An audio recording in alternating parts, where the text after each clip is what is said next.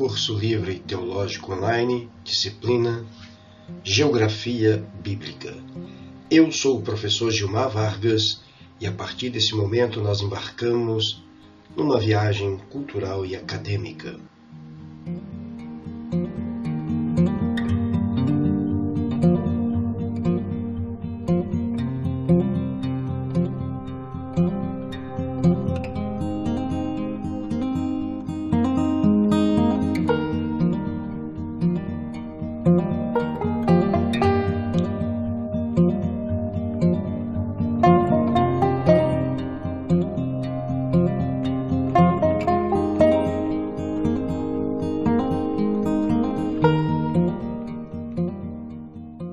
Desde a pré-história, a área que hoje corresponde a Israel, Líbano, Síria e Jordânia foi ocupada por um mesmo povo, os cananeus.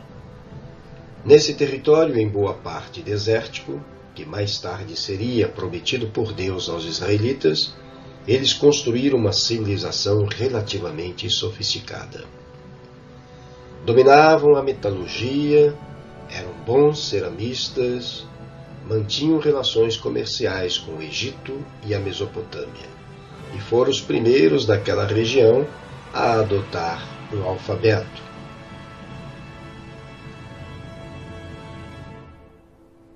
Os cananeus fundaram cidades-estados que se desenvolveram bastante, entre elas Cadesh, Biblos e Jericó. Cada cidade tinha seu próprio rei. As tribos canaanitas nunca chegaram a construir um estado unificado, embora formassem uma só etnia e falassem o mesmo idioma.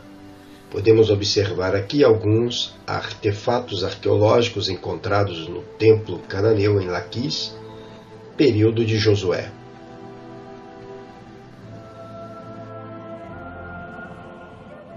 Antes de Josué conquistar Canaã, conforme Deus lhe havia prometido, lá habitavam vários povos cananeus. Estas nações de origem camita eram independentes e consideradas extremamente violentas e preparadas para a guerra, e suas cidades eram bem fortificadas.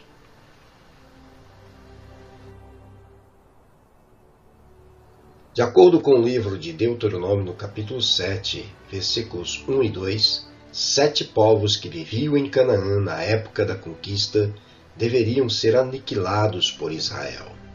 O texto nos diz: quando o Senhor teu Deus te houver introduzido na terra, a qual vais passar a possuir, e tiver lançado fora muitas nações de diante de ti, os heteus e os gergazeus, e os amorreus, e os cananeus, e os ferezeus, e os heveus, e os jebuseus, 7 nações mais numerosas e mais poderosas do que tu.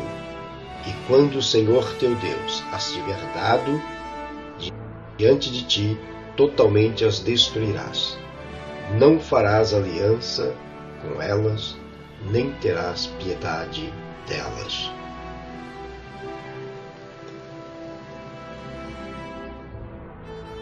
Os heteus, povo descendente de Et, filho de Canaã e neto de Cã.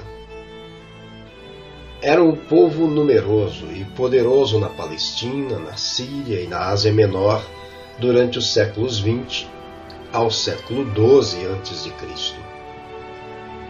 Este povo, que é conhecido como Heteu e Hititas nos registros históricos e arqueológicos. Na época de Abraão, os heteus, junto com os amorreus e os cananeus, exerceram um grande poder naquela região. Alguns fatos históricos envolvendo o povo heteu são citados na Bíblia. Abraão os encontrou em Hebrom. Isso está registrado no livro de Gênesis, no capítulo 23. Esaú casou-se com 2 mulheres hetéias, Gênesis capítulo 26, versículos 34 e 35. Quando Moisés peregrinou com o povo na região de Berseba, e enviou os 12 espias para reconhecer a área onde iriam ocupar, os heteus são citados como um dos povos das montanhas ao sul da Palestina. Números, capítulo 13, versículo 29. Fizeram uma aliança contra os hebreus a leste de Jerusalém. Josué, capítulo 9, versículos 1 e 2. Podemos ver um mapa aqui ao lado, a localização deste povo, o povo heteu.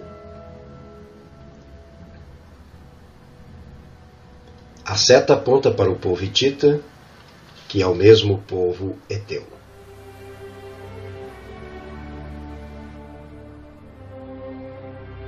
Nos dias de Esdras, voltando do cativeiro, os israelitas encontraram os heteus e casam-se com suas filhas, cometendo abominação aos olhos do Senhor. Esdras, capítulo 9, versículos 1 e 2. Urias, marido de Betseba, era heteu. Segundo o livro de Samuel, capítulo 11, versículos 6 e 7.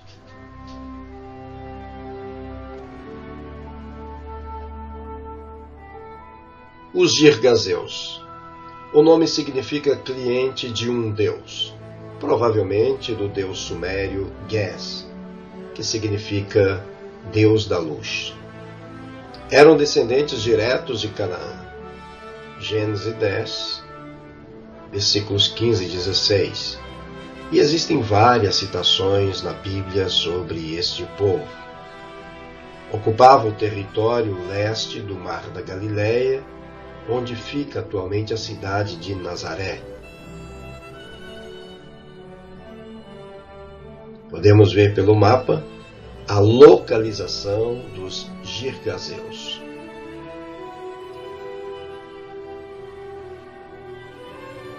Os amorreus, um dos povos cananeus descendentes de Canaã, de Cã e de Noé. Seu nome origina-se dos Amarrus, nome babilônico, e que dominavam a Ásia Ocidental. Na época da conquista, os amorreus habitavam as regiões ao sul e leste de Jerusalém e a Transjordânia. Números, capítulo 13, versículo 29, e Deuteronômio, capítulo 3, versículo 8. A região do Mar Morto, Hebrom, Siquém, Gileade e até nas imediações do Monte Hermon, bem ao norte de Israel. Os amorreus são citados 72 vezes na Bíblia. Eles resistiram a Josué em Gibeon, Josué capítulo 10, versículos 4, 5 e o versículo 12 até o 24. A localização desse povo está separada em 3 regiões distintas. 2 regiões na Transjordânia e uma região no território de Canaã.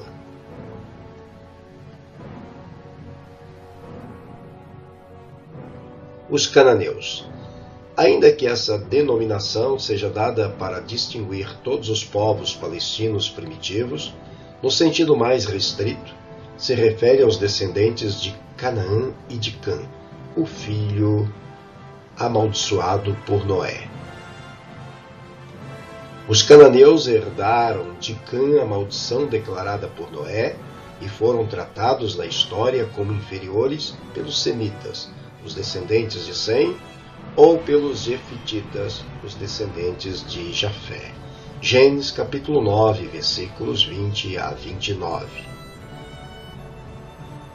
Provas arqueológicas indicam que este povo habitava a costa do Mediterrâneo, ao norte da Palestina, no Vale do Jordão, até o sul do Mar Morto.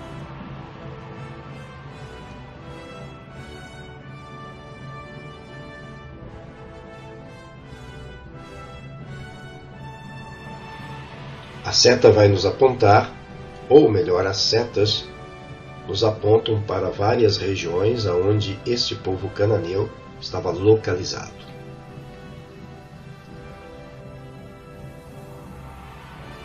Os cananeus, assim como todos os povos de Canaã, deveriam, por causa dos seus pecados, ser exterminados. Deuteronômio capítulo 9, versículo 5. A ordem divina não foi completamente cumprida durante a conquista de Canaã, sendo citados séculos mais tarde no recenseamento de Davi. Segundo livro de Samuel, capítulo 24, versículo 7.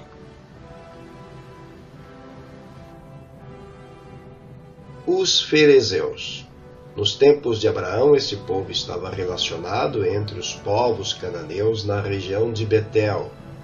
Gênesis capítulo 13, versículo 7. Nos dias de Jacó, existia uma colônia do povo ferezeu nas imediações de Siquém. Gênesis 34, 30. Ocupava os campos que estavam espalhados por toda a terra de Canaã. Este povo travou uma grande batalha contra Judá e Simeão nas montanhas do sul, logo após a morte de Josué, em Josué capítulo 1, versículo de 1 a 5.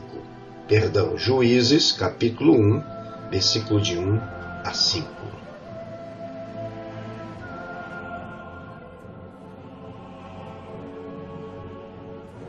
Essa é a localização aproximada, perto de Betel, próximo de Siquém, do povo ferezeus.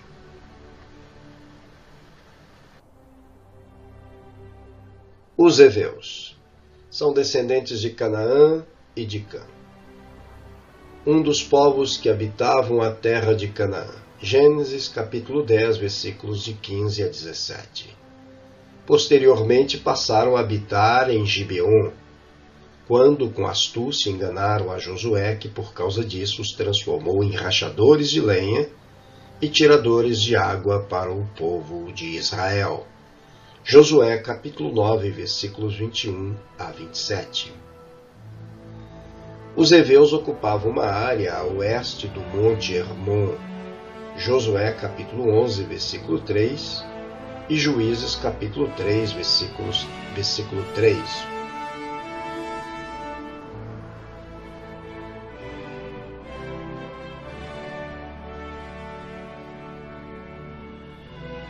Então nós temos aqui duas localizações pelo mapa, uma bem ao norte, próximo ao Monte Hermon, aonde nasce o Rio Jordão, e a outra no centro de Israel, ou naquela época Canaã, e que mais tarde seria conhecida também como Samaria.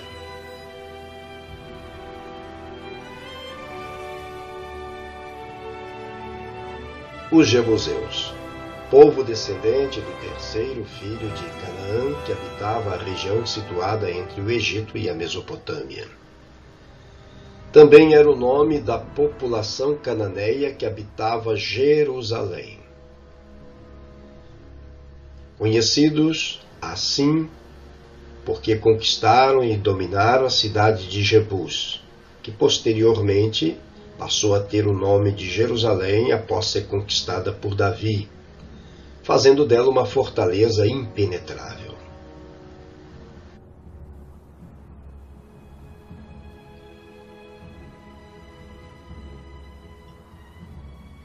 Observamos no mapa que Jerusalém, a antiga Jebus, era a região onde habitava esse povo, conquistado no período de Davi.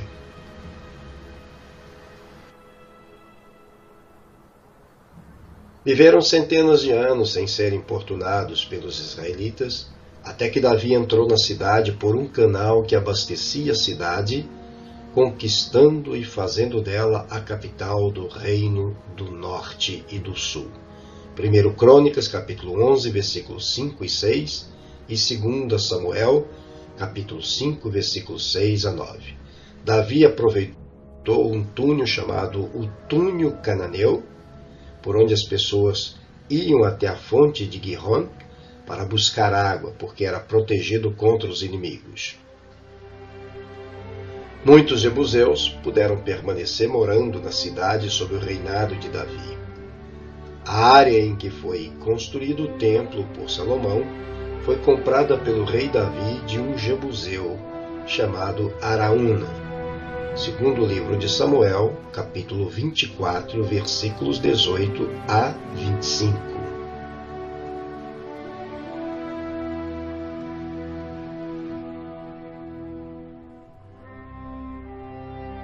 Agora vamos ver os povos não cananeus que habitavam Canaã e regiões próximas. Os filisteus, amalequitas, midianitas, edomitas, fenícios, arameus, sírios, moabitas e perizeus. A imagem que vocês veem ao fundo é do povo filisteu.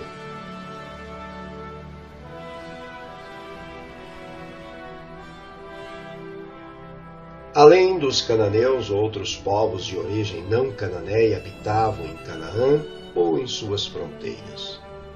Esses povos não tinham nenhuma ascendência cananeia, mas acabaram encontrando espaço no território por meio de migrações pacíficas ou guerras de conquistas.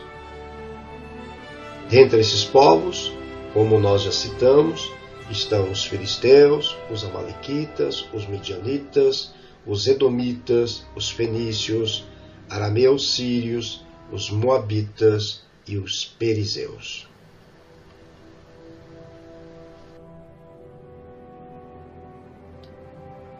Filisteus. O nome deriva de Felistim, que no plural é Pelistim, originando o nome Palestina, que foi usado pela primeira vez para designar a terra de Israel pelo imperador Adriano no ano 135 da era cristã. Dos inimigos de Israel, os filisteus eram os mais terríveis. Os filisteus são oriundos, provavelmente, da ilha de Creta, na Grécia, que se fixou por volta de 1200 a.C., na costa sul e sudoeste da Palestina, entre 5 territórios: Gaza, Ascalon, Asdod, Gati e Ecrón. Josué capítulo 13, versículo 2 e 3.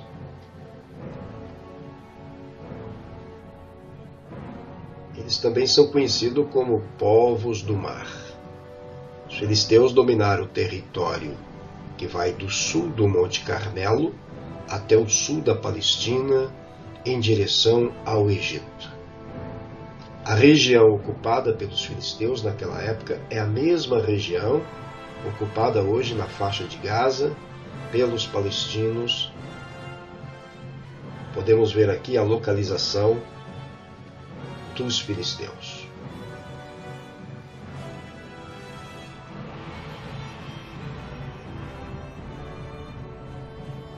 Uma das passagens bíblicas que deixam mais evidentes a oposição dos filisteus é a que trata de Sansão quando, revestido por Deus, com poder e força sobrenatural, mata 1000 filisteus com uma queixada de jumento. Juízes capítulo 15, versículo 15.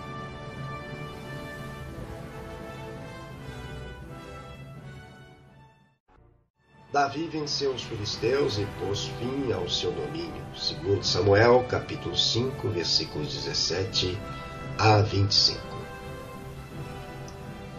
Os filisteus são citados 244 vezes na Bíblia.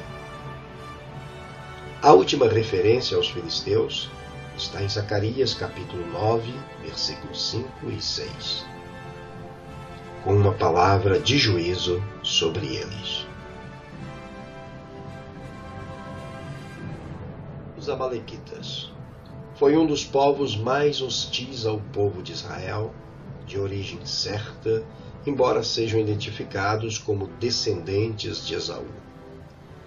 Povo nômade que habitava o deserto meridional da Palestina.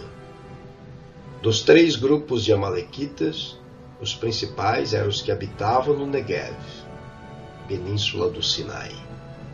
Sua principal atividade era a pilhagem, o saque e o furto.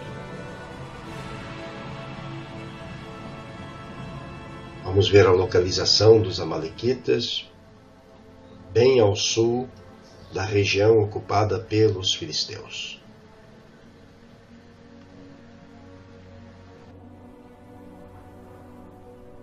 O primeiro confronto dos amalequitas contra Israel se deu em Refidim, pouco depois da travessia do Mar Vermelho, Êxodo capítulo 17, versículos de 8 a 16, Deuteronômio capítulo 25, versículos 17 a 19.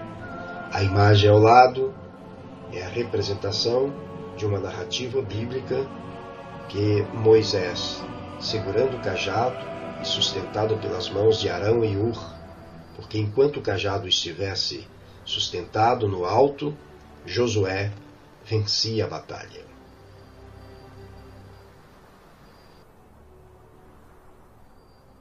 Samuel deu ordem a Saul para destruir completamente os amalequitas, porque Deus assim o ordenara, mas não foi obedecido.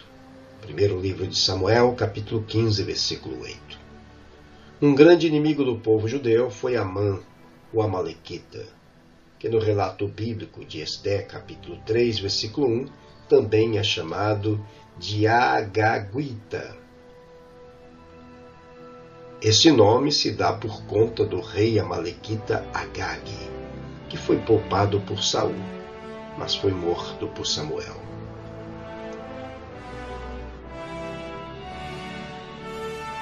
Os midianitas são considerados como um parente próximo de Israel, porque são descendentes de Midian, filho que Abraão teve com Quetura após a morte de Sara.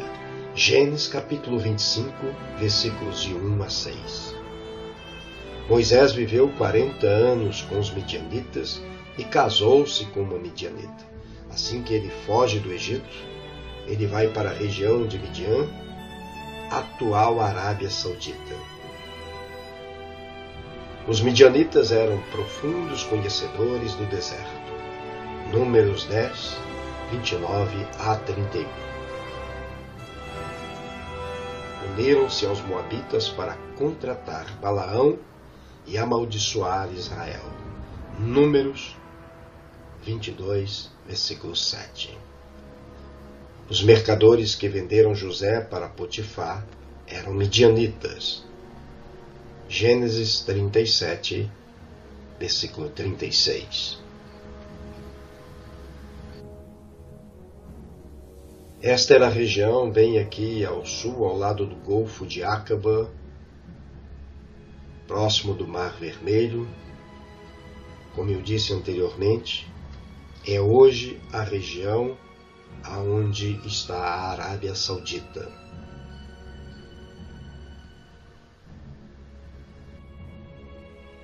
Os edomitas são descendentes de Esaú.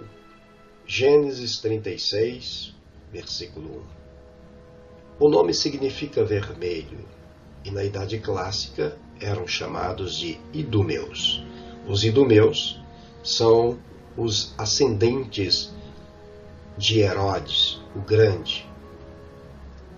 Habitavam na montanhosa e árida Arábia Pétrea e na parte oriental do Negev e possuíam um território imenso, e uma de suas cidades mais importantes era Petra. Tinham fama de sábios. Jeremias capítulo 49, versículo 7. E o livro de Jó tem como cenário a terra de Edom. Edom também era uma nação idólatra, que desagradava a Deus. Segundo Crônicas capítulo 25, versículo 20.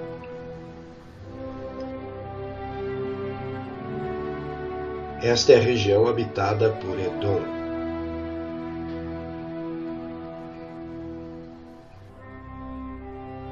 Os fenícios eram um antigo povo de origem desconhecida. Suas principais cidades eram Tiro e Sidom. Aqui nós temos a ruína de Tiro, a parte marítima dessa ruína.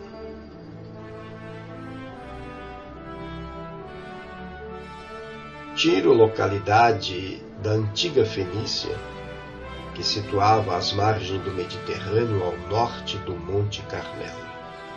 Era dividida em duas cidades, uma no continente, a mais antiga, e a outra num penedo em pleno mar, a uns 1.200 passos da praia.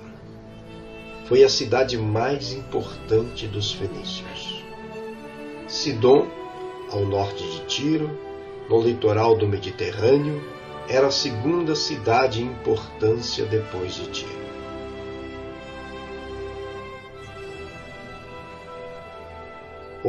Hoje, a Fenícia pode ser localizada no território ocupado pelo Líbano.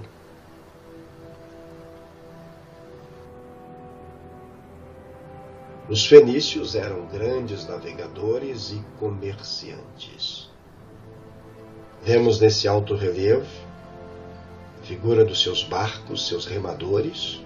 Eles cruzavam o Mediterrâneo e foram capazes de sair até mesmo para o Atlântico através do Estreito de Gibraltar. Eles abriram muitas fronteiras, a expansão do mundo civilizado da época.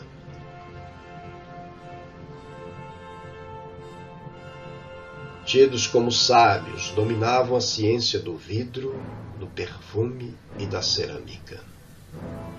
Israel mantinha boas relações com eles. Adoravam a Baal, Astarote, Tamuz, equivalente a Adonis, Baal-zebu, senhor das moscas, e sacrificavam crianças e idosos. Hoje, o território fenício pertence ao Líbano.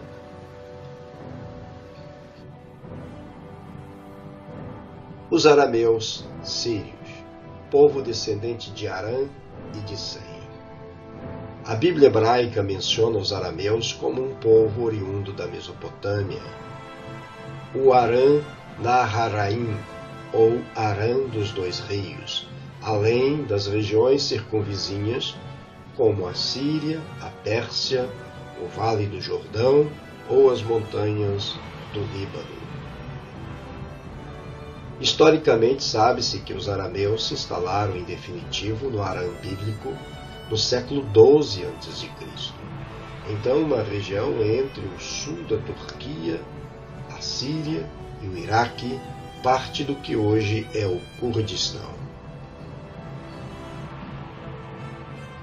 Vemos aqui no mapa a localização de Arã.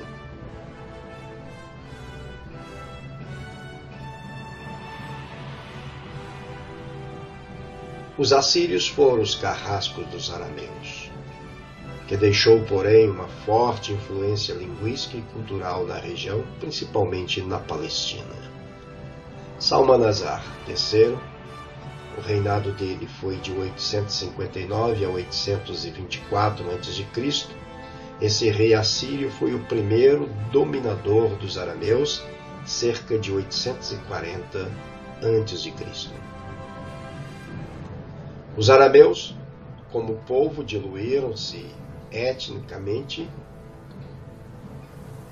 nos povos do Mediterrâneo Oriental, apesar da língua ter perdurado. Os judeus usavam o termo arameus para distinguirem os seus parentes mais afastados, os povos de Arã, no Oriente, ou os filhos de Eber, como também eram designados esse povo unificado apenas pela língua aramaico, não pela existência de um Estado. A parte de seu território pertence hoje à Turquia. Suas cidades principais eram Damasco e Antioquia.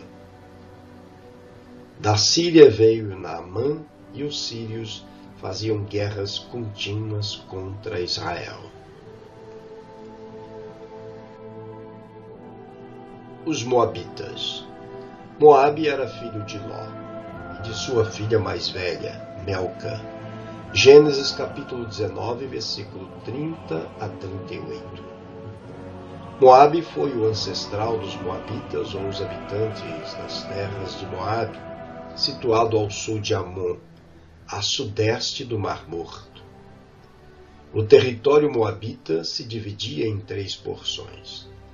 Terra de Moabe, Deuteronômio capítulo 1, versículo 5, Campo de Moabe, Números, capítulo 20, versículo 21, e Campinas de Moabe, Josué, capítulo 13, versículo 32. Quando os israelitas chegaram à fronteira sul de Moabe, pediram permissão para atravessar o país, mas o pedido foi recusado. Juízes capítulo 11, versículo 17.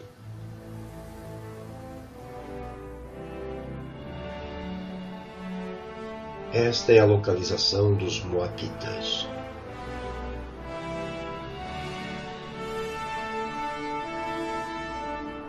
Durante o início do período dos juízes, os moabitas, no reinado do rei Eglon, invadiram o oeste de Canaã, tomaram Jericó, a cidade das palmeiras, e oprimiram o povo de Israel durante 18 anos. Devemos lembrar que a cidade de Jericó, ela foi primeiramente tomada, destruída por Josué na conquista do território. Mais tarde, essa cidade foi reconstruída, ou houve uma tentativa de reconstrução, aproximadamente 1 quilômetro à frente da antiga Jericó, e é esta que é chamada de Cidade das Palmeiras. No fim desse período, Eude, um benjamita, matou Eglon no seu palácio, expulsou os moabitas novamente para o leste, livrou o seu povo da opressão. Juízes capítulo 3, versículos de 12 a 30.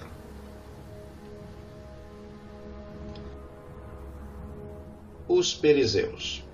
A Bíblia menciona um grupo específico de pessoas que viveram em Canaã por várias gerações, do tempo de Abraão, Gênesis capítulo 13, versículo 7, até o tempo de Esdras e Neemias, Esdras capítulo 9, versículos 1 e 2.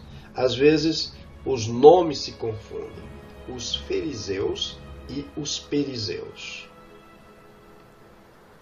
De acordo com o livro de Josué, os perizeus estavam localizados na região montanhosa de Judá e Efraim. Josué capítulo 11, versículo 3 e capítulo 17, dos versículos 14 ao 15. Eles foram escravizados por Salomão. Suas origens étnicas são desconhecidas. Podemos ver aqui a localização desse povo, os perizeus.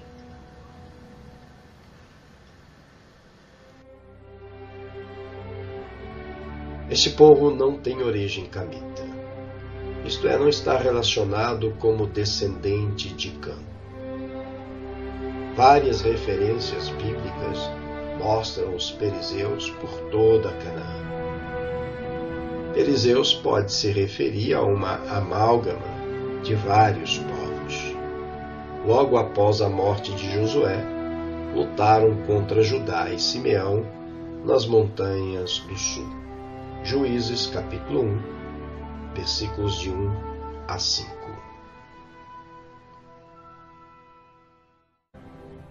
O êxodo do Egito é um dos eventos mais importantes da história bíblica e da história do povo de Israel. Praticamente todas as festas judaicas estão intimamente conectadas com o êxodo, a começar pela celebração da Páscoa. O período de 40 anos em que os filhos de Israel saíram do Egito e entraram na terra de Canaã foi um período de grandes milagres e maravilhas. Toda a sobrevivência foi milagrosa, distante de cidades, em lugares que dificultavam a sobrevivência do homem, como desertos áridos e inóspitos.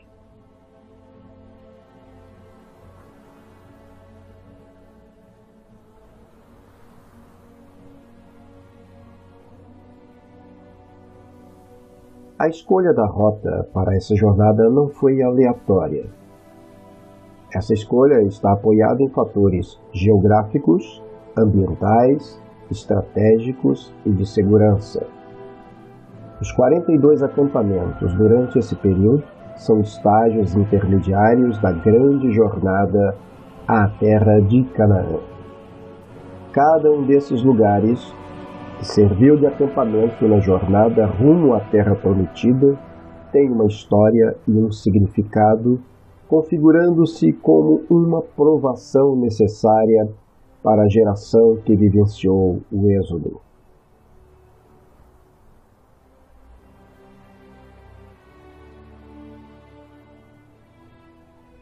Do Egito saiu uma geração de escravos que, através da ação de Deus no deserto, os tornou uma nação, com unidade nacionais, leis e um sentido de existência. O Êxodo é a história do nascimento de um povo cujo ápice é o recebimento das tábuas da lei no Monte Sinai, o que marcou de forma única e definitiva a existência e a história de Israel. No deserto, os israelitas construíram um templo móvel, o tabernáculo. Aprenderam as leis da Torá, enfrentaram conflitos internos e externos, até que finalmente, após 40 anos, conquistaram a tão sonhada terra prometida.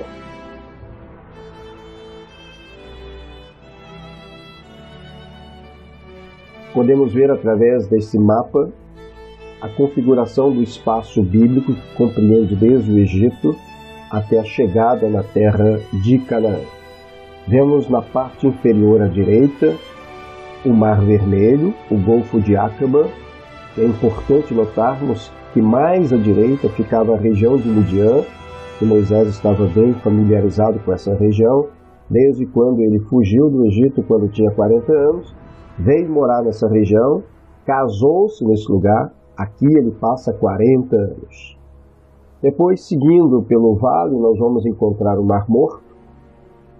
E então, depois do Mar Morto, nós temos o chamado Vale do Jordão, mais à frente o Mar da Galileia e o Monte Hermon.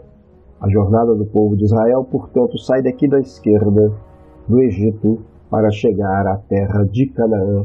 É o que nós vamos ver a seguir.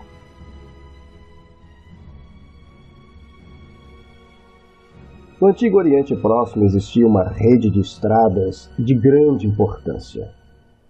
Essas estradas serviam como artérias para o comércio entre o Egito, Canaã e a Mesopotâmia.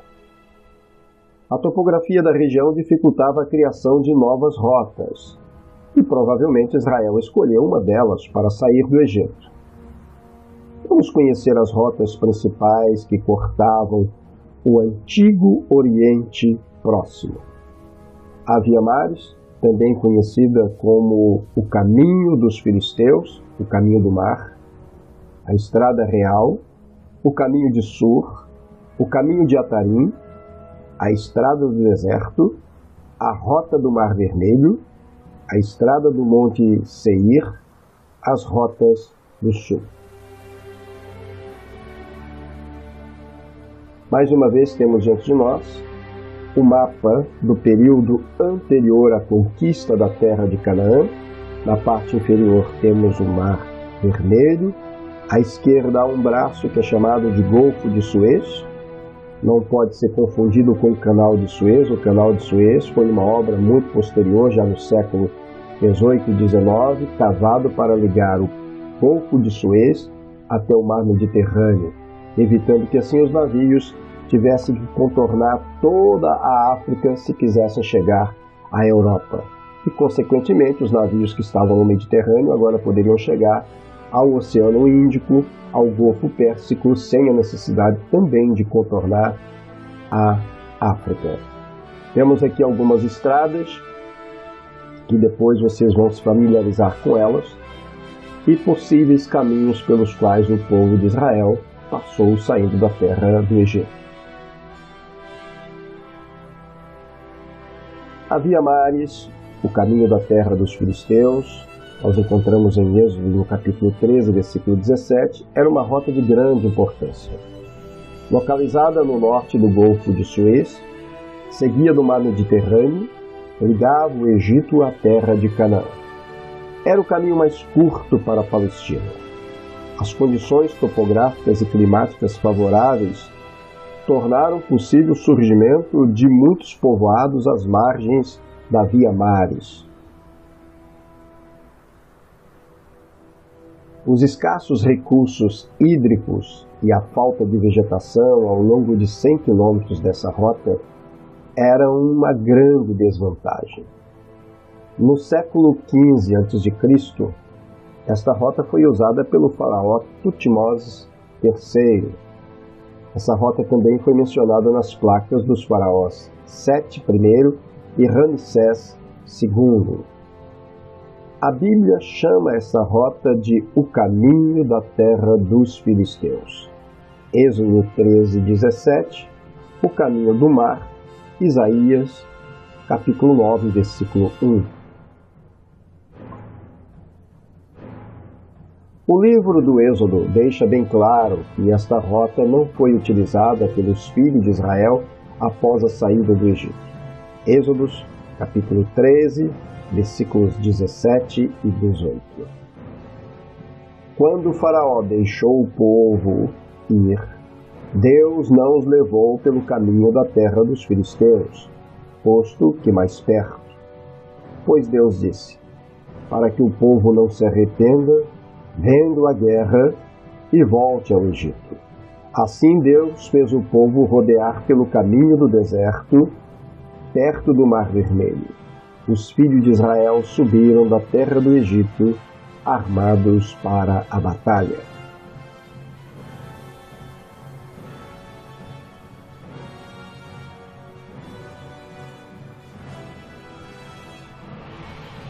Citada na Bíblia, Números capítulo 20, versículo 17, capítulo 21, versículo 22, a Estrada Real era uma rota internacional considerada a segunda mais importante depois da Via Maris.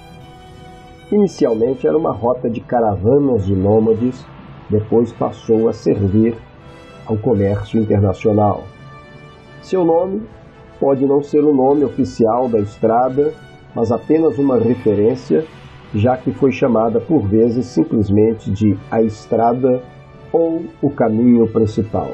Números, capítulo 20, versículo 19.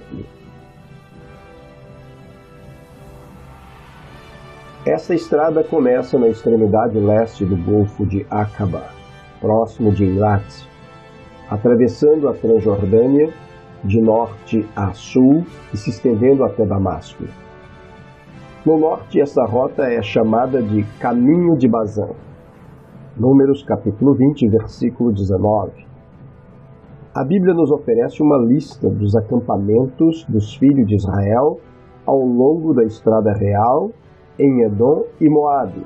Números capítulo 33, versículo 41 até o versículo 49. O caminho de Sur atravessa a região dos lagos no leste do Egito, próximo da moderna cidade de Ismaília, e segue até Beersheba. Era uma rota utilizada por nômades que vinham do norte trazendo seus rebanhos para os campos férteis do delta do Nilo, no Egito. Ao ser mandado embora por Abraão a pedido de Sara, Agar provavelmente passou por essa rota com seu filho Ismael. Gênesis, capítulo 25, versículo 18, 46, 1, 5 e 28 a 29.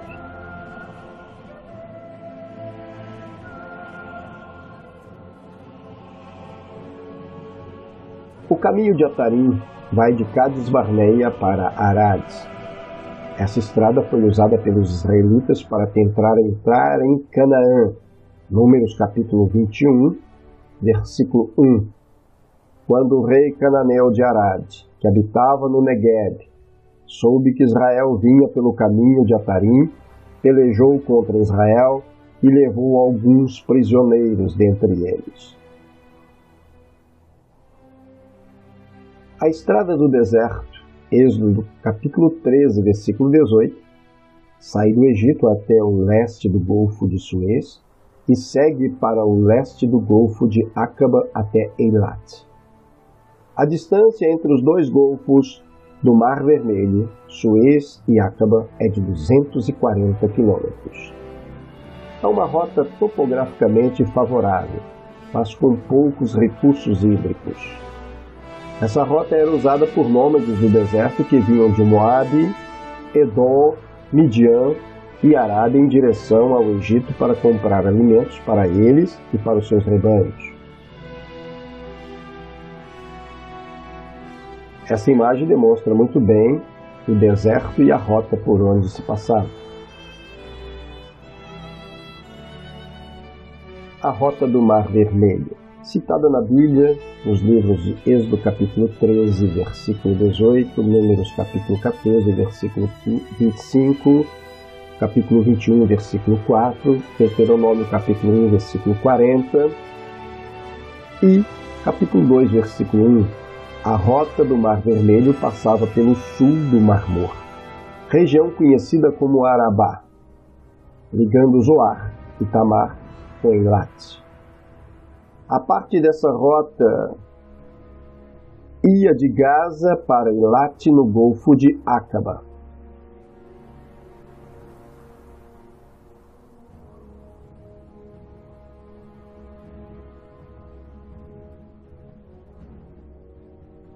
Podemos ver aqui uma imagem de satélite a partir do norte de Israel. A primeira imagem que nós temos de um lago à nossa esquerda é o Mar da Galileia, ou Quinerete, ou de Tiberíades. E descendo pelo Vale do Jordão, nós ainda continuamos, chegando até o Mar Morto. E mais à direita temos o Mediterrâneo, e mais ao sul, um pequeno braço que adentra para o território, é o Golfo de Aqaba, por onde provavelmente o povo de Israel tenha passado, e ao fundo esse golfo se estende, formando o Mar Vermelho, e à minha direita nós temos ao fundo o Golfo de Suez. A estrada do Monte Seir, Deuteronômio capítulo 1, versículo 2. Provavelmente é a mesma, ou um caminho paralelo ao caminho das montanhas dos amorreus, descrito no livro de Deuteronômio capítulo 1, versículo 19. A estrada do Monte Seir atravessa o planalto de Et-Ti, através do vale de El-Arish, para o norte em direção às montanhas do Negueb central. Aqui mais uma vez nós vamos ver a região agora olhando do sul para o norte. À nossa esquerda nós vamos ter o Mar Mediterrâneo, mais abaixo à esquerda a continuidade do Egito através da Península do Sinai, e bem no centro nós temos embaixo a ponta do Golfo de Aqaba, à direita todo o deserto arábico, e continuando pelo meio do mapa o Mar Morto, o Vale do Jordão e o Mar da Galileia. E temos duas cadeias de montanhas, uma à esquerda do Jordão e outra à direita do Jordão, que nós falaremos numa próxima aula. As rotas do sul eram normalmente utilizadas por caravanas que seguiam com destino às minas de cobre, turquesa e manganês. Seguia também em direção aos lugares sagrados através do Golfo de Suez, indo até o centro montanhoso da Península do Sinai. Esta rota foi utilizada tanto pelos faraós egípcios em direção às minas de Serabit el-Qadim, Magara e Nasb, como também por peregrinos que atravessavam os vales de Sidri, Feirã e El-Sheikh.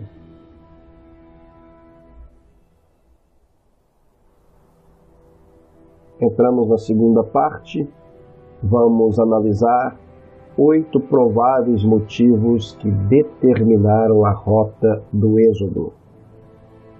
Por que eles escolheram uma rota diferente das demais que são tradicionalmente descritas?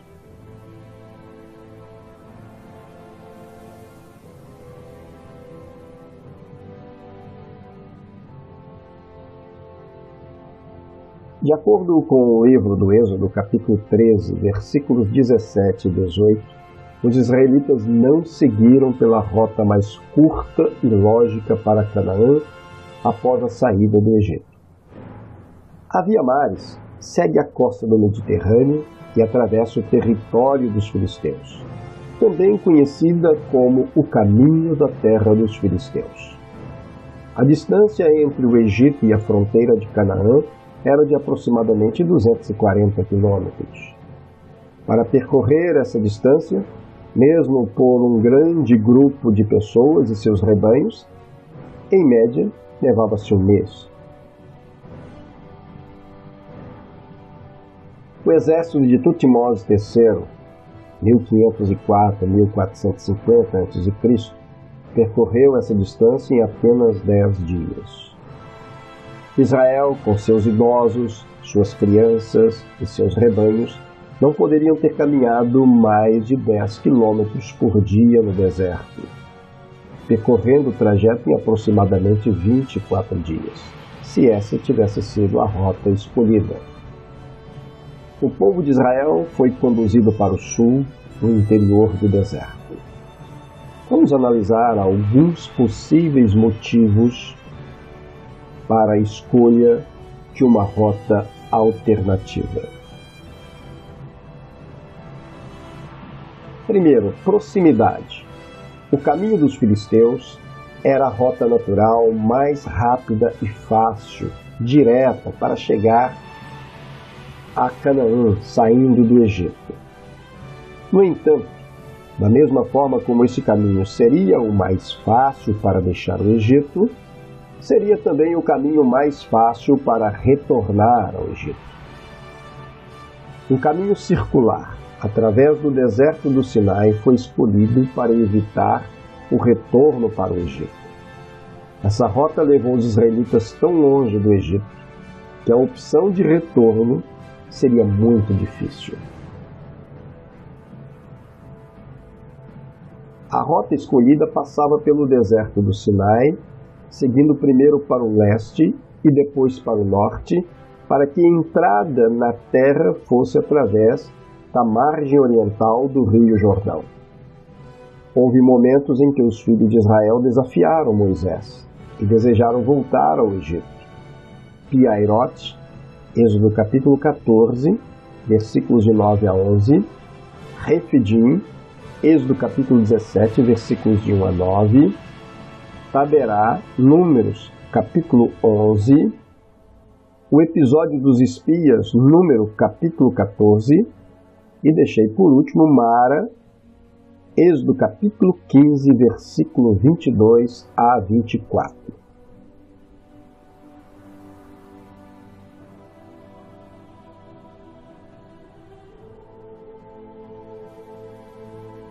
Segundo provável motivo, evitar a guerra com os filisteus. Se Israel tivesse escolhido a Via Maris, teria de passar pelo território dos filisteus. Israel ainda não estava preparado para travar batalhas com um povo guerreiro que dominava a arte da fundição do ferro dos filisteus. Quem dominava a fundição do ferro nesse período era como se tivesse uma arma de última geração, tivesse uma tecnologia das mais avançadas. Israel ainda usava armas de cobre ou de bronze. Êxodo capítulo 13, versículo 17, para que porventura o povo não se arrependa vendo a guerra e volte ao Egito. Terceiro motivo, evitar as fortalezas egípcias. Desde a época do faraó Amenemhet I, 1981-1952 a.C., os egípcios construíram várias fortalezas militares ao longo do Istmo de Suez, por causa da vulnerabilidade da fronteira a nordeste. Esta linha de defesa é conhecida como o Muro de Horus, provavelmente citado na Bíblia como Sur, Êxodo capítulo 15, versículo 22, que significa literalmente Sur, e impedia a passagem de tribos nômades. A rota mais curta para Canaã através do território filisteu estava fechada por essas fortificações. Em 1980 foi descoberta uma imensa fortaleza no início do caminho da terra dos filisteus, localizada em uma faixa estreita de terra com água dos dois lados. Servia como um grande obstáculo contra invasores do leste e também contra pessoas que desejassem deixar o Egito sem autorização. No templo de Amon-Ra, em Karnak, no período do faraó Sete I, 1294-1279 a.C., está entalhado na parede externa mais de 20 fortalezas na Estrada de Horus. A Estrada de Horus era muito fortificada para servir de rota de fuga para o povo de Israel.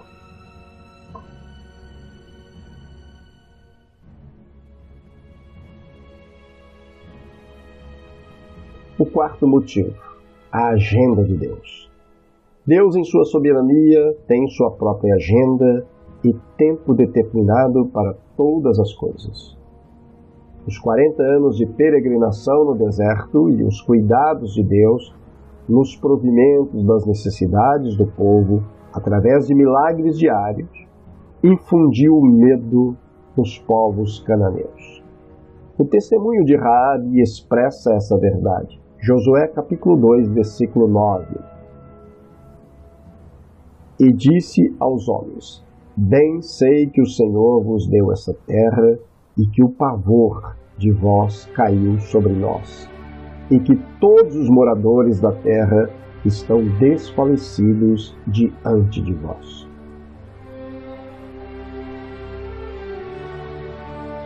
Quinto provável motivo, as provações. No deserto, o povo de Israel passou por testes e provações com resultados extraordinários que uma jornada rápida não seria capaz de produzir. Deuteronômio no capítulo 8, versículo 2 e versículo 3, está escrito: Lembrar-te-ás de todo o caminho pelo qual o Senhor teu Deus te guiou no deserto esses 40 anos, para te humilhar e te provar, para saber o que estava no teu coração, se guardarias ou não os seus mandamentos. Ele te afligiu e te deixou ter fome, depois te sustentou com maná que não conhecias, e que teus pais também não conheceram, para te dar a entender que não só de pão vive o homem, mas de tudo que sai da boca do Senhor.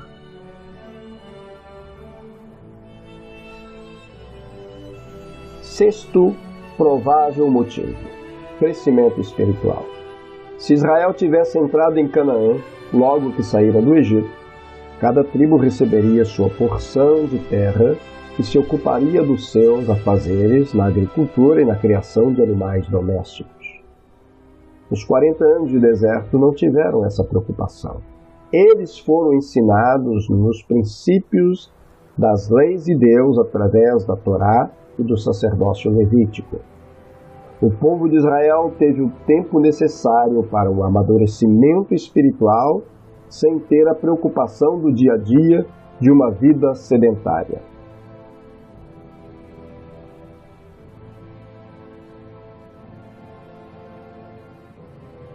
Não tinham necessidade de plantar e colher, pois o sustento vinha do alto, por meio do maná que caía 6 vezes por semana, com exceção do sábado, que deveria ser inteiramente dedicado ao Senhor.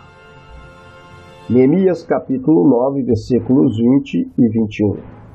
Também lhes concedeste o teu bom e grandioso Espírito para instruí-los.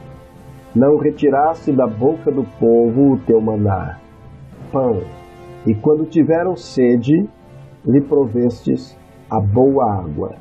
Durante 40 anos os sustentastes no deserto, e nada lhes faltou. As suas vestes não envelheceram, nem os seus pés sofreram qualquer inchaço.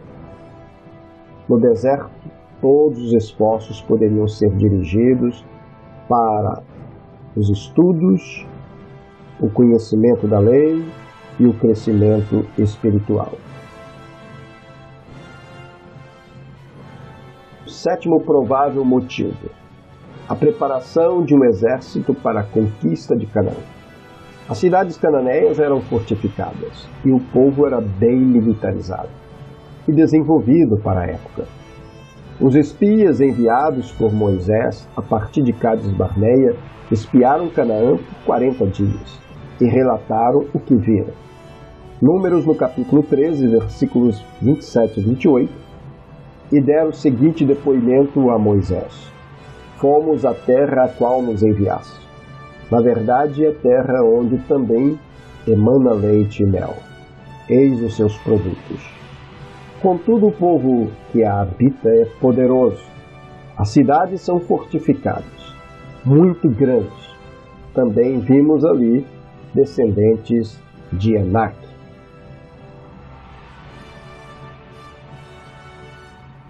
Os reis de Canaã viviam em grandes cidades, com fortes muralhas, portões e torres.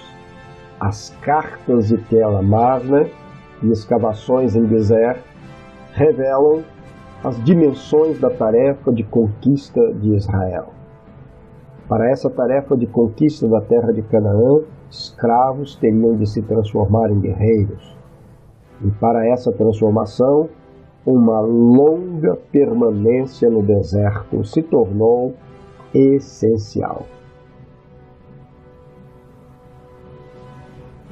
Oitavo provável motivo: a formação de uma nação. O Êxodo foi um evento constitutivo que transformou escravos recém-saídos da servidão egípcia em uma nação. O livro de Deuteronômio nos diz que os filhos de Israel se tornou uma nação ainda no Egito. Deuteronômio capítulo 26, versículo 5. Então, solicitando a palavra, tu declararás em alta voz diante de Yahvé teu Deus: Meu pai era um arameu, errante. Ele desceu ao Egito com um pequeno grupo de pessoas e ali viveu e tornou-se uma grande nação, poderosa e numerosa.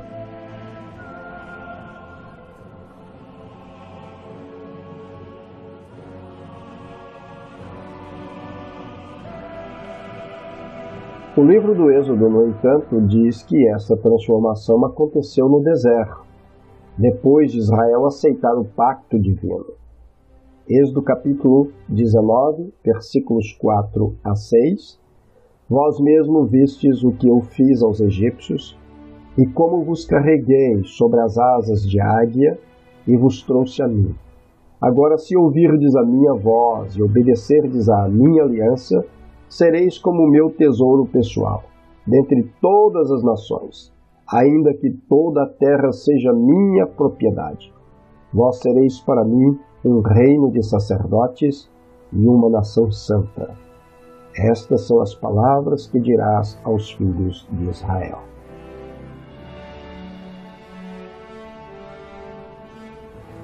Sachs afirma que há duas maneiras pelas quais indivíduos se aglutinam em um grupo com identidade própria. A primeira maneira é a do passado. Pessoas sentem-se ligadas umas às outras por terem uma história, uma ancestralidade, uma origem comum. Esse é o tipo de vínculo que une povos e grupos étnicos. Cada um deles é uma comunidade do destino. A palavra hebraica é Am, um povo. Am significa povo, nação, comunidade, população, multidão.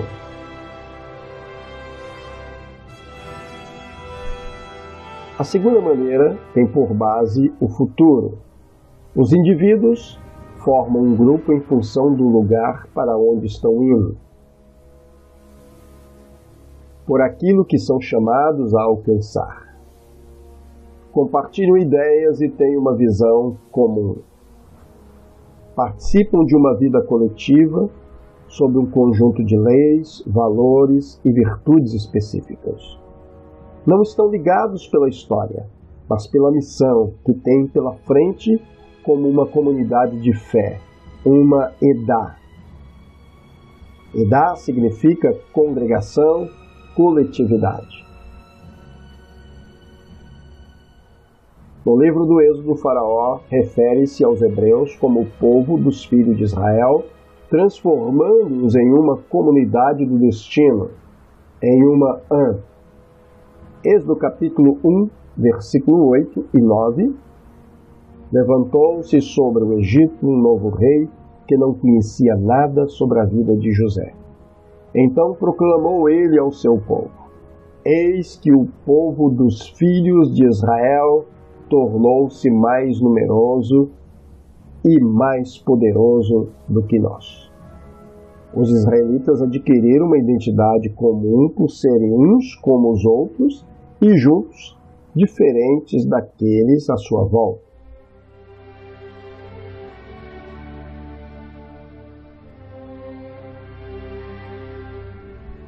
Tinham os mesmos ancestrais e as mesmas origens. Foi a primeira maneira pela qual se transformaram em uma nação.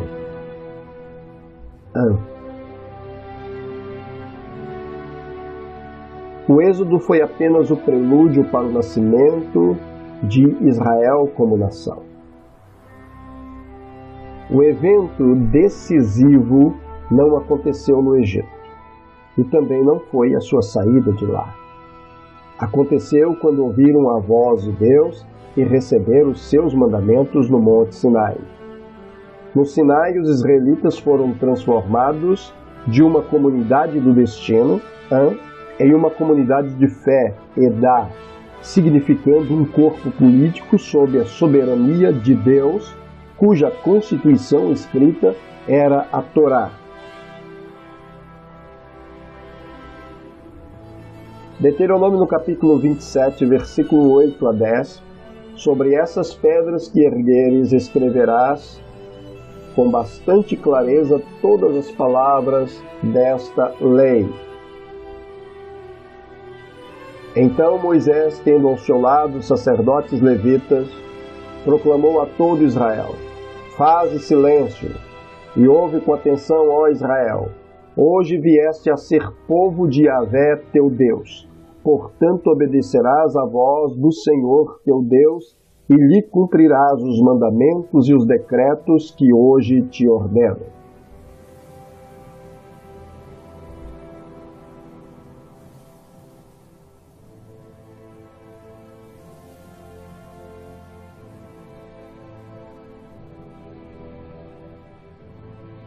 A terceira parte da nossa aula, a rota do Êxodo, do Egito ao Sinai.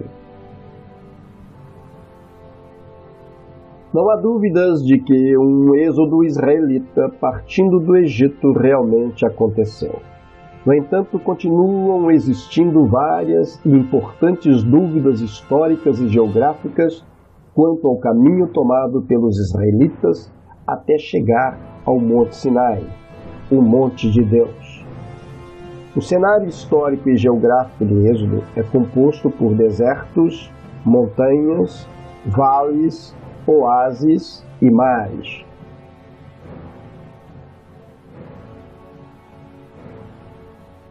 Nesse cenário, o relevo é desértico, com temperaturas que variam de 47 graus durante o dia e menos 9 graus à noite. Para amenizar os sofrimentos da dura jornada dos israelitas, Deus, durante o dia, providenciava sombra por meio de uma nuvem sobre o acampamento. E à noite, uma coluna de fogo produzia calor e os aquecia do frio intenso.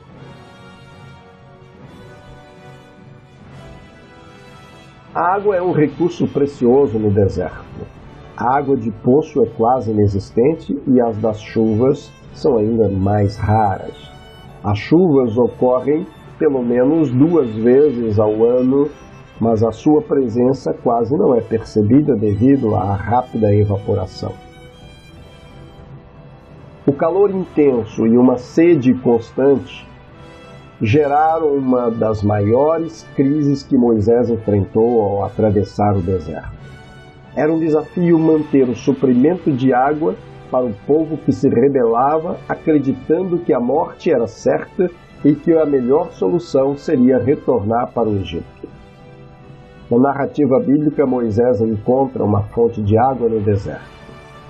Essa, no entanto, era salobra, e a providência divina fez com que a fonte se tornasse saudável.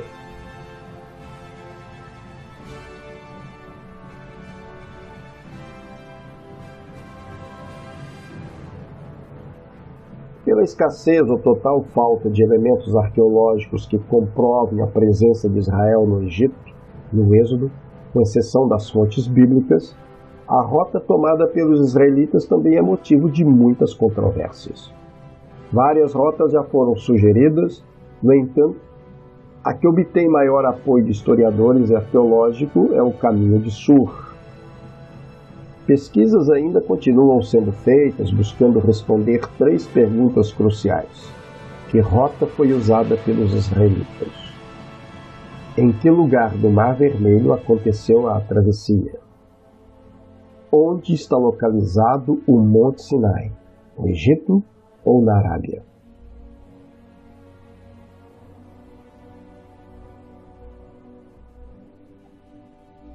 Apesar das controvérsias, vamos ver um vídeo onde novos elementos sobre o Êxodo foram acrescentados.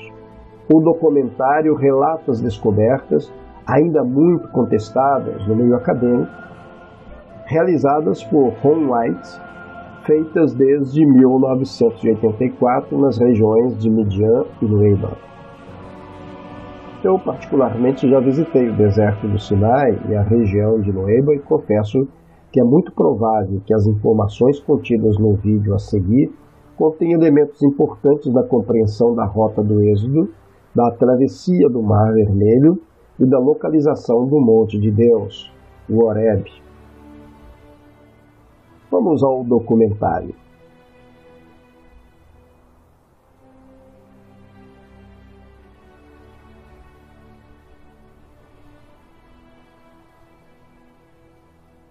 A tradição nos diz que o Êxodo conduziu os filhos de Israel à península do Sinai, mas nenhuma evidência foi encontrada de ter os filhos de Israel estado naquele local, e ainda mais por 40 anos. Também a tradição diz que os filhos de Israel cruzaram o Mar Vermelho, numa área que contradiz a narrativa bíblica. Poderiam os lagos amargos ser o Mar Vermelho, referido na Bíblia? Poderiam milhares de soldados se afogar em águas relativamente rasas? O Monte Sinai tradicional, chamado Jabel Musa, fica situado na área meridional, montanhosa, da península do Sinai. Esta área foi escolhida por Helena, a mãe do imperador romano Constantino, no IV século. Não foi escolhida por qualquer evidência arqueológica no local, mas baseado nos sonhos de Constantino, e subsequentemente escolhido por Helena como Monte Sinai.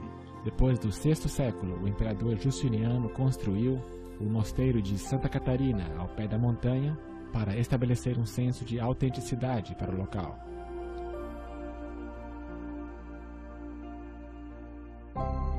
Isso é a tradição, mas qual é a verdade? Fujamos da história artificial e façamos a pergunta: deveria a tradição ter mais peso que a Bíblia? O que a Bíblia nos conta sobre o êxodo do Egito? Os filhos de José tomaram por possessão a Ramessés, o melhor da terra do Egito, como o faraó ordenara. Esta área faz parte do delta do Nilo, na parte norte do Egito. Assim habitou Israel na terra do Egito, na terra de Gósen. Isso também descreve o delta do Nilo. O delta aqui é a parte escura na desembocadura do rio, na parte superior esquerda da imagem. Cheio de vegetação em contraste com o deserto circunvizinho. Na noite de Páscoa, o primogênito de cada egípcio morreu na última praga, e então os filhos de Israel deixaram o Egito naquele mesmo dia. Assim partiram os filhos de Israel de Ramessés para Sucote. Naquele mesmo dia, todos os exércitos do Senhor saíram da terra do Egito.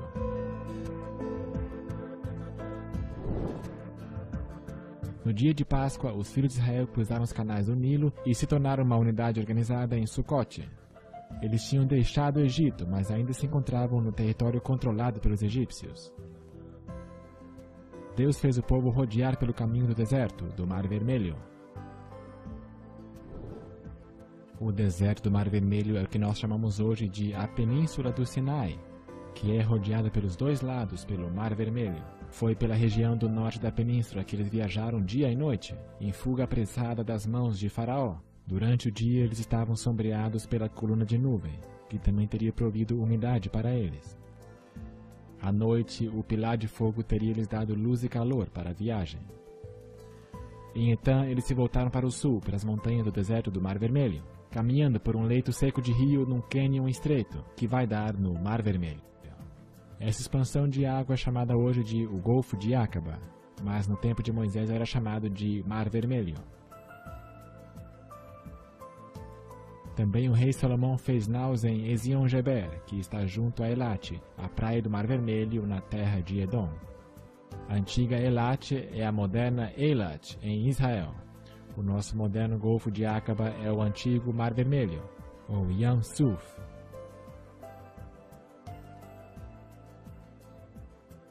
Esta é a praia onde os filhos de Israel foram apanhados em armadilhas, sem escape. Eles saíram do Egito, como indica a reclamação do povo contra Moisés. E o povo clamou a Moisés, dizendo: não havia sepulcros no Egito para nos tirar dali, para que morramos nesse deserto? Por que nos fizeste isto, fazendo-nos sair do Egito? O exército de Faraó estava se aproximando rapidamente, e parecia que a morte era iminente.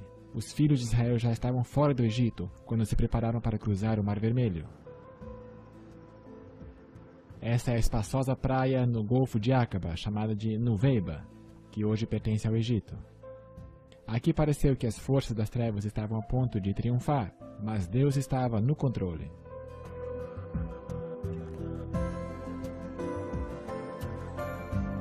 Do outro lado do mar se encontra Midian e o Monte Santo de Deus.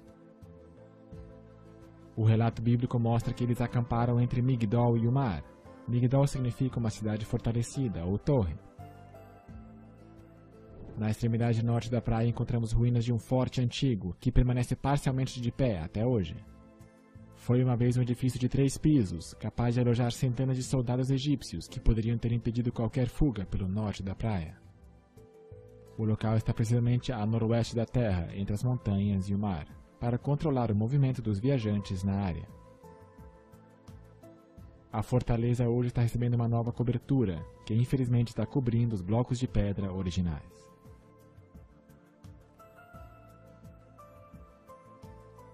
À frente da fortaleza nós podemos ver o trabalho de pedra, que formou a entrada na estrutura. No meio do pátio nós podemos ver bem uma antiga cisterna que teria provido água para muitos soldados egípcios que se alojavam aqui. Do lado de fora podemos ver quão alta a estrutura teria sido em seus anos anteriores, um edifício de 3 andares.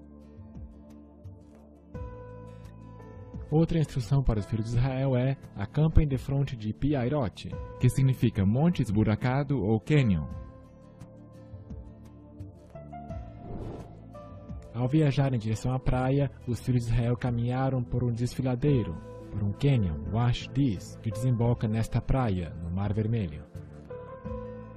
A Bíblia nos diz: eles estão embaraçados na terra, e o deserto os encerrou. Eles finalmente terminaram a caminhada pelo cânion, que serpenteava pelo caminho, pelas montanhas, mas agora foram apanhados na praia. E o anjo de Deus, que ia diante do exército de Israel, se retirou e ia atrás deles. Também a coluna de nuvem se retirou de diante deles e se pôs atrás dele, e ia entre o campo dos egípcios e o campo de Israel. Foi aqui que a coluna de nuvem impediu os egípcios de avançar sobre os filhos de Israel.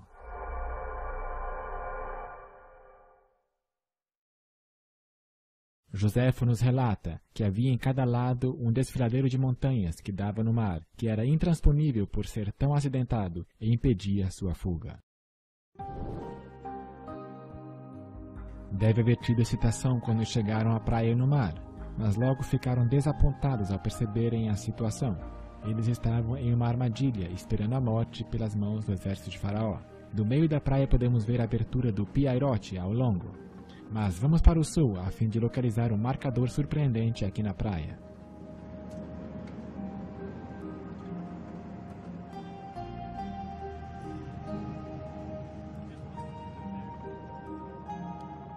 Próxima à estrada nós encontramos essa grande coluna que foi encontrada por Ron White em 1978, durante a sua primeira visita a esta praia. A coluna havia caído e estava no chão à borda da praia, mas hoje está a aproximadamente 1.500 metros do mar e foi fixada em concreto.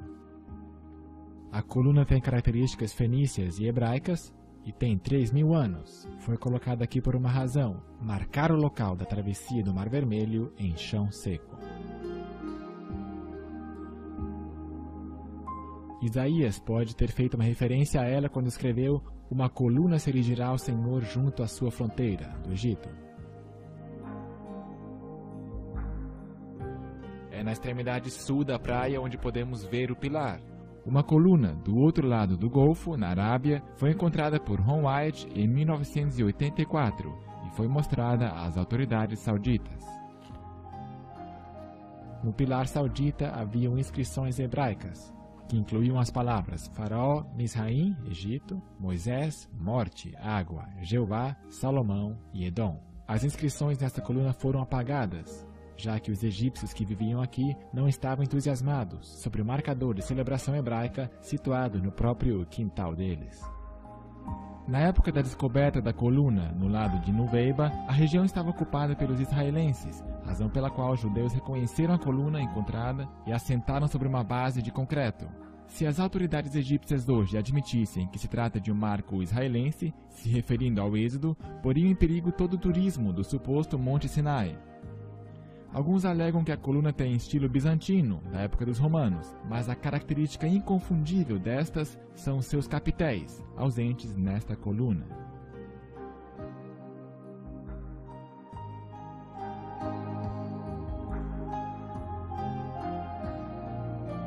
Uma pequena distância em declive e nós chegamos então à extremidade da água, onde o milagre maravilhoso aconteceu, onde Deus proveu proteção a seu povo, mesmo que eles estivessem bravos e reclamando. Não és tu aquele que secou o mar, as águas do grande abismo, o que fez o caminho no fundo do mar para que passassem os remidos? Durante séculos, este local foi conhecido pela travessia do Mar Vermelho neste exato ponto.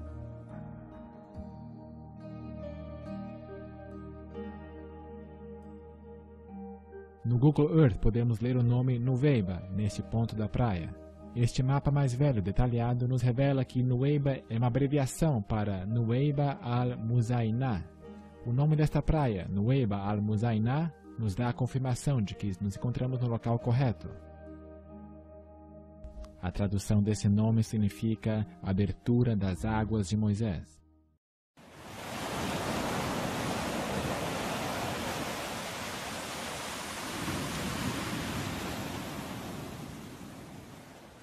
Aqui as águas se abriram pela mão de Deus. Por divina providência temos a confirmação que estamos no local correto. Moisés esteve aqui com os filhos de Israel e as águas se abriram perante eles. Outra vez o Google Earth nos ajuda, desta vez com o relevo submarino. Na parte norte e na parte sul dessa região do Golfo de Aqaba, temos profundidades acima de 1.300 metros. Mas justo em frente da praia nós encontramos como que um caminho para os filhos de Israel.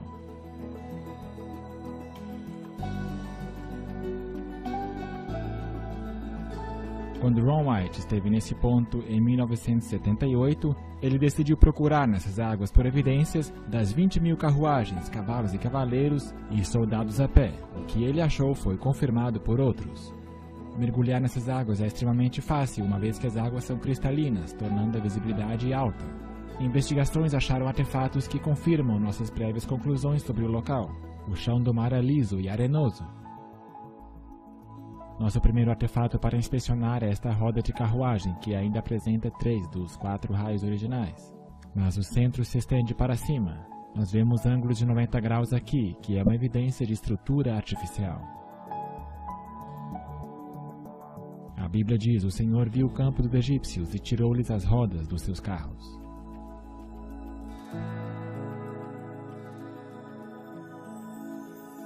A roda de carruagem com 6 raios era amplamente usada pelos egípcios naquela época.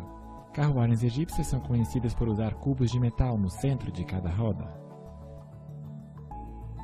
Usando detectores, os mergulhadores encontraram metal nos cubos dessas rodas, que se acham agora cobertos de corais. Aqui nós vemos outra roda de carruagem com 4 raios. Temos o cubo de metal no centro e um raio está perdido. O coral aqui atuou como agente conservador, mantendo sua estrutura original, mesmo depois que a madeira desaparecesse. Aqui nós vemos outra roda suspensa em seu eixo, chamando a atenção. Tem 6 raios e um cubo no centro elevado. Todo o Golfo de Aqaba apresenta corais, mas somente nesta elevação se encontram essas bizarras formações.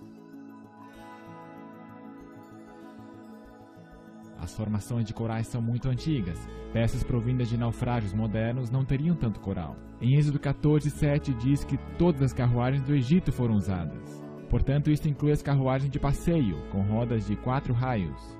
E isto parece outra roda de carruagem. Também foram achados restos de cavalo aqui, como este casco. Não se encontram cavalos na península do Sinai hoje. Também foram encontrados restos humanos, como esse osso de fêmur coberto de coral à direita. Testes de laboratório confirmaram que se trata de fato de um osso. Também foram achados outros ossos. Uma seção atravessada revela o osso dentro do coral.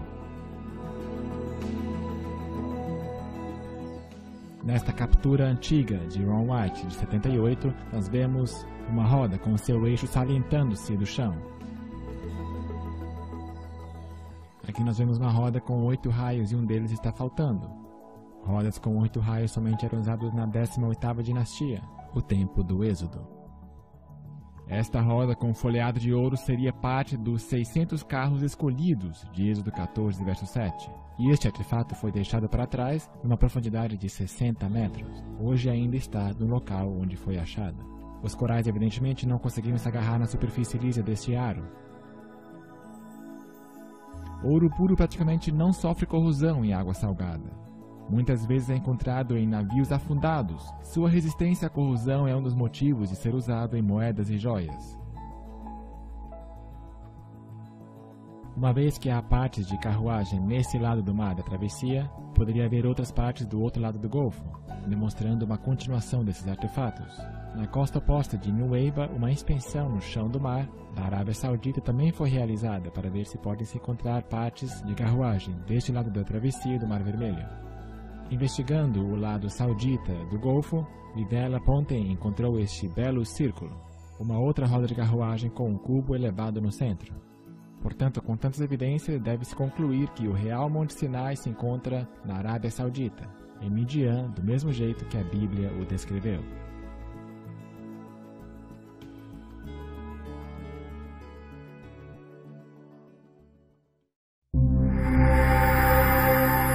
O Monte Sinai. Aos 40 anos de idade, Moisés matou um egípcio e foi forçado, pelas circunstâncias, a fugir para salvar sua vida. A Bíblia afirma que Moisés fugiu da presença de Faraó e se deteve na terra de Midian.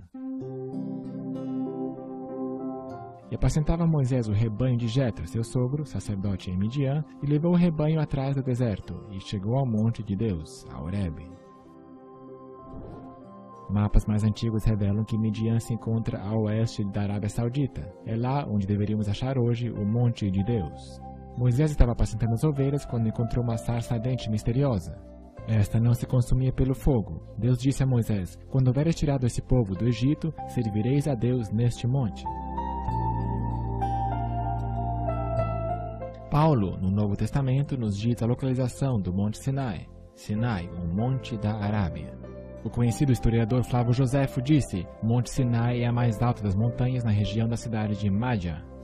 Este é o nosso destino, o verdadeiro Monte Sinai, na Arábia Saudita, também chamado hoje de Jebel el-Lawz.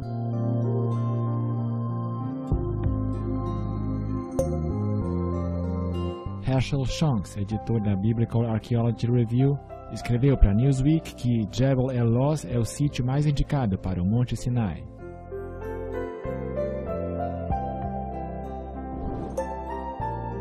Na costa saudita, no Golfo de Aqaba, Nós inspecionamos as ruínas de um pilar que já teve inscrições hebraicas nele, mas foram removidas pelos sauditas depois que Ron White mostrou isto às autoridades.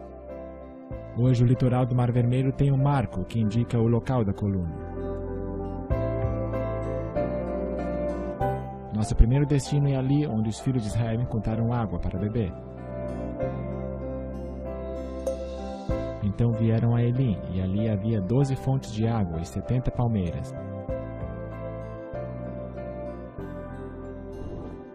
Usando o programa Google Earth, podemos encontrar o local onde é Elim. Hoje, permanece com todas as verdes palmeiras agrupadas no cânion, ou Wadi. No chão ainda podemos encontrar poços circulares em operação hoje. Claro que há mais de 70 palmeiras aqui hoje, mas incrivelmente 12 fontes de água ainda estão aqui em Elim.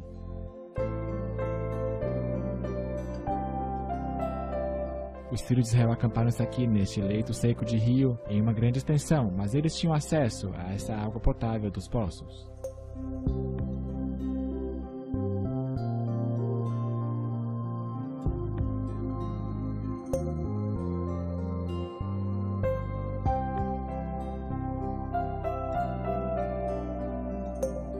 Partindo de Elim, toda a congregação dos filhos de Israel veio ao deserto de Sim, que está entre Elim e Sinai.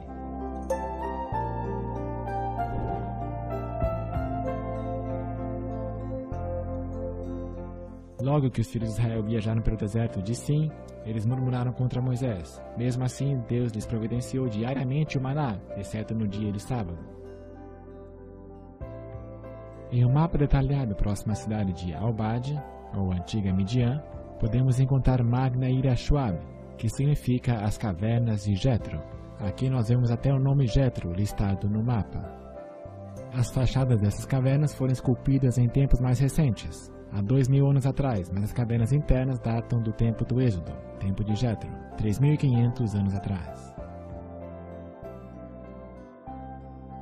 Então disse o Senhor a Moisés: Eu estarei ali diante de ti sobre a rocha, em Horebe, e tu ferirás a rocha, e dela sairão águas, e o povo beberá. A noroeste de Jebel El-Loz, a rocha em Horebe que exploraremos em seguida.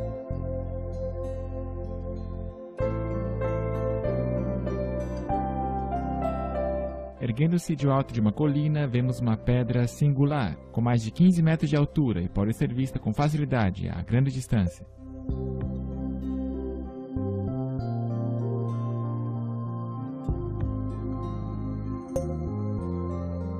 Como as pessoas murmuraram pedindo água mais uma vez, Deus ouviu o clamor delas e pediu a Moisés que ferisse a rocha. Então a água jorrou em abundância. A pedra foi fendida ao meio, de cima para baixo, pela mão de Deus.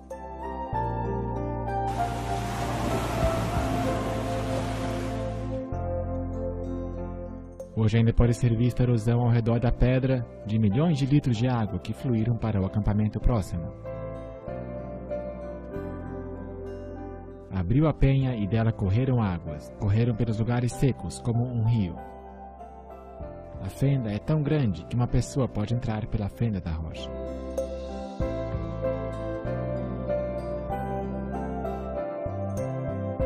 As pedras abaixo mostram claramente sinais de erosão da água.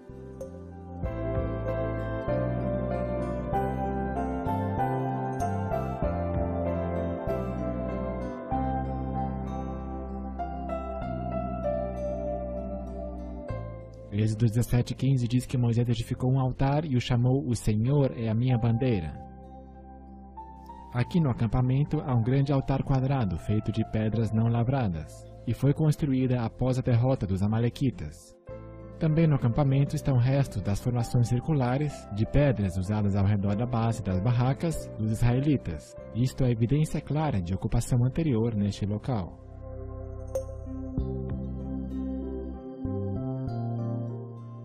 Nosso próximo destino é Jebel El-Loz, ou Monte Sinai, o Monte de Deus. Ao cruzarmos as montanhas, nós vemos o cume do Monte Sinai.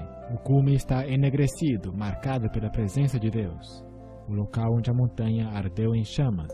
Nisto todo o Monte Sinai fumegava.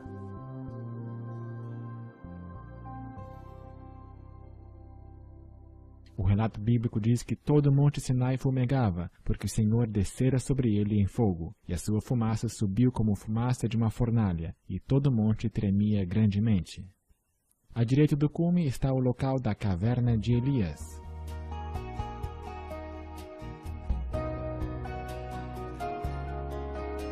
É extremamente raro que alguém possa obter vídeo da montanha, uma vez que entrar na Arábia Saudita é muito difícil, e eles estão vigiando a montanha daqueles que a fotografam. Próximo à base do Monte Sinai está a casa do vigia, e a cerca que protege a área onde muitos artefatos estão localizados, que ajudam a identificar o local.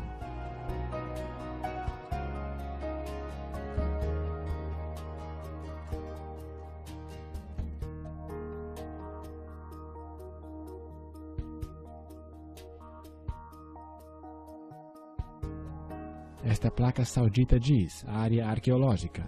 Aviso, não é permitido transpassar infratores sujeitos a penalidades, estipuladas por decreto real. Usando esse programa Google Earth, pode-se zoomar e ver a casa, do segurança e a cerca que estão próximos do local. Na área do acampamento há muitas inscrições, incluindo esta maravilhosa imagem, como a inscrição de um menorá, que é indubitavelmente a mais velha já encontrada.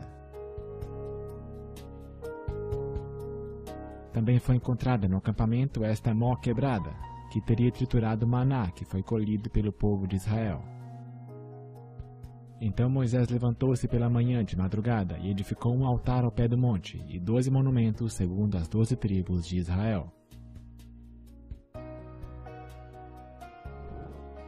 A imagem de satélite nos mostra o altar à base da montanha, com um curral próximo que manteria presos animais que posteriormente seriam sacrificados. Aqui nós podemos ver uma entrada para o curral.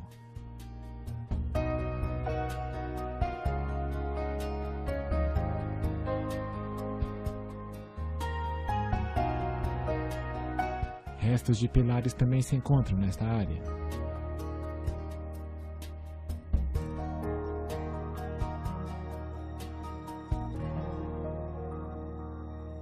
Alguns pilares têm aparência branca, outros têm estrutura de granito, tendo um diâmetro respeitável. Desta mesma área pode-se ver o cume enegrecido do Monte Sinai. A rocha esteve literalmente fumegando com o intenso calor da presença de Deus. Enquanto Moisés estava na montanha com Deus, um bezerro de ouro foi fabricado. Descendo do monte, Moisés viu as pessoas que dançavam ao redor do bezerro. Aqui temos a visão de cima da montanha, do acampamento, e a base do altar para o bezerro de ouro. Eis aqui a visão satelital do aglomerado de pedras que constituíam a base do altar. No chão nós podemos ver as pedras volumosas e a cerca erguida pelas autoridades sauditas no esforço para preservar este local.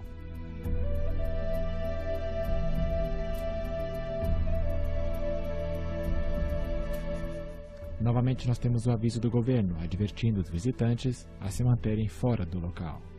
Foi em cima dessas grandes pedras que o bezerro de ouro foi colocado. 11 das 12 tribos de Israel dançaram ao redor do bezerro de ouro.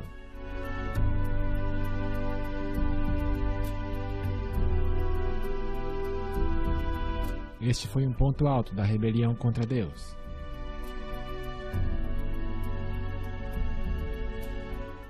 Focalizamos nossa câmera através da cerca e reconhecemos inscrições notáveis nas pedras. Figuras de um dos deuses egípcios foram riscadas na rocha. Ouro já era tido em alta conta no Egito, de onde os filhos de Israel tinham partido. Assim eles criaram imagens que vieram naturalmente do coração rebelde deles. Essas imagens foram talhadas aqui porque o bezerro de ouro fora colocado aqui na ocasião. Essas inscrições são únicas na Arábia, de acordo com o arqueólogo saudita.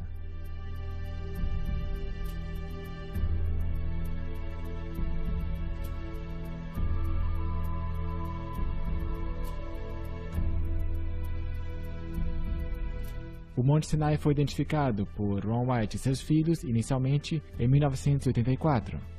Eles cruzaram a fronteira na Arábia Saudita sem um aviso, para documentar as evidências aqui. Depois de vir à montanha, ele e seus filhos foram capturados e acusados de espionagem. Eles passaram 78 dias em prisão enquanto esperavam a sua execução, até que foram libertados e aqui estão sendo entrevistados pelo canal CBS americano de televisão.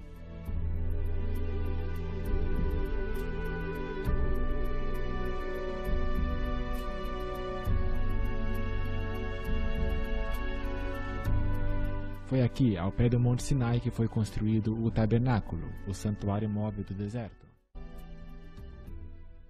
Quando apacentava suas ovelhas, foi aqui que Deus ordenou a Moisés que voltasse e trouxesse os filhos de Israel a este monte, de forma que adorassem, juntos em espírito e em verdade.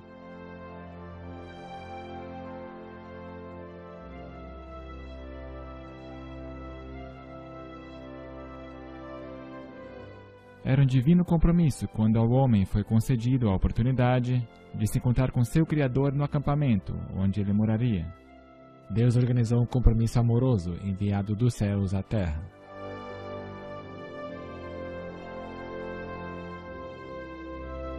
Deus entregou os 10 mandamentos, escritos com seu próprio dedo. É uma lei que se resume em amor, amor a Deus e amor aos nossos semelhantes.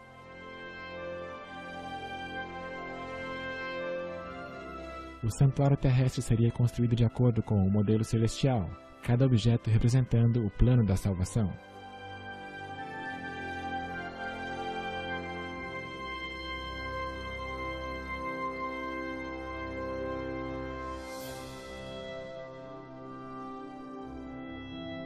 Próximo ao portão do pátio, um cordeiro seria morto pelo pecador arrependido e o seu sangue aspergido pelo sacerdote. O sacrifício seria colocado no altar de bronze. O sacerdote lavaria suas mãos e pés na pia com água e então entraria no primeiro compartimento, chamado Lugar Santo.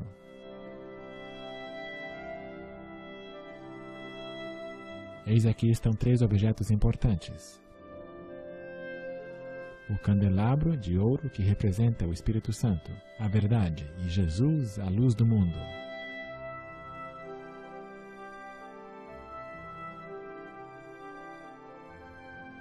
À direita da entrada, a mesa de pães asmos, que representa o pão da vida, Jesus Cristo, a palavra de Deus. O sacerdote colocaria então sangue nos chifres do altar de incenso e aspergiria sangue no véu, que representa o corpo de Jesus. E uma vez por ano, o sumo sacerdote entrava no Santo dos Santos e aspergiria sangue do lado direito do propiciatório da Arca do Concerto. E o Shekinah, a glória de Deus, cobria toda a arca. Deus desceu à terra por nós para que pudéssemos ser seu povo especial. Os 10 mandamentos que foram dados por Deus a Moisés estavam dentro da Arca do Concerto.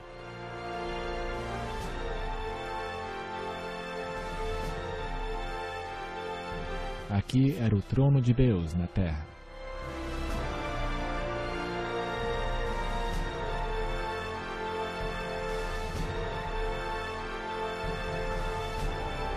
Jesus era o Cordeiro de Deus, o sacrifício oferecido sob o novo concerto para a expiação dos nossos pecados.